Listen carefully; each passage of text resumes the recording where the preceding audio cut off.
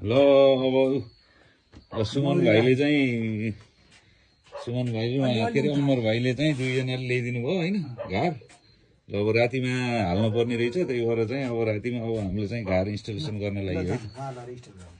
एउटा यहीँ राख्ने भाइ, एउटा यहीँ राख्नु। यहाँ राख्नुहोस्।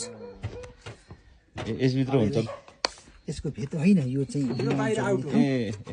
त्यो त भोलि अहिले चलाउन पाइन्न त।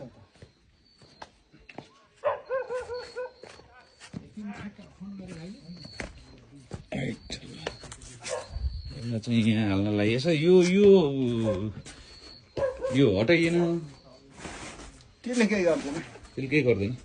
यति राखौँ है, हुन्छ त्यही उसमाथि राख्ने, तिरपालमाथि राख्ने।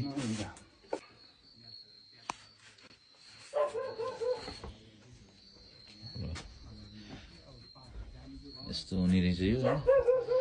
आज चाहिँ इन्स्टल गरेर हजुरलाई केही गर्नु पर्दैन। ल सुमन भाइ चाहिँ यहाँ यस्तो खतरा टेक्निसियन हुँदा हुँदै हामीले अरू कसलाई खोज्नु पर्छ र यहाँ। ल कसैलाई मौरीको घार सार चाहियो यताउति भने चाहिँ सुमन भाइसँग सम्पर्क गरे हुन्छ है।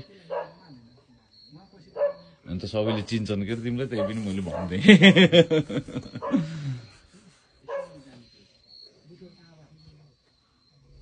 हजुर उतै जानुहोस् उहाँबाट, हरेनतिर जानु। यो अहिले गरौँ ल, माथि यता राख्नु।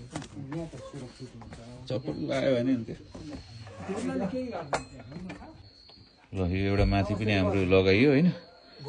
अब चाहिँ हेरौँ है त मौरीको घारहरूमा चाहिँ कतिको मह आउँछ।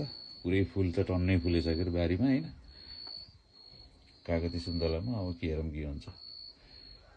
कहिले भन्नाले लगभग अब यिनीहरू ठिक छन् भन्ने 15-20 दिनमा थाहा हुन्छ होइन र। अब 8-10 दिनमा खोलेर हेर्ने होइन। सुरुमा अहिले पनि यिनीहरू बाहिर निस्किने उर्नी त गर्छन्।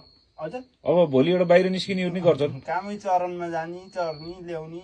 1-2 दिन चाहिँ अलिक अप्ठ्यारो मान्न नि सक्छन् नयाँ ठाउँ भएर। फेरि 12 बजेतिर त जतिबिति बाहिर आइन्छ, गएर हेरिराख्न हुन्न होला है। भोलि एक फेर घुम्छन् तपाईँ, मन्दिरबाट हेर्नु बेसरी हुन्छ, नजिकबाट हेर्न नि हुन्छ। खोल्नु नखोल्नु होला। ए खोल्न त मैले सुन्दैछु सुन्नु त।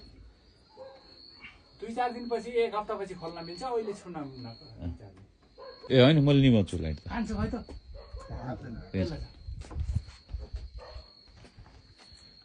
ल जाम अब। ल तँ निभाउनु।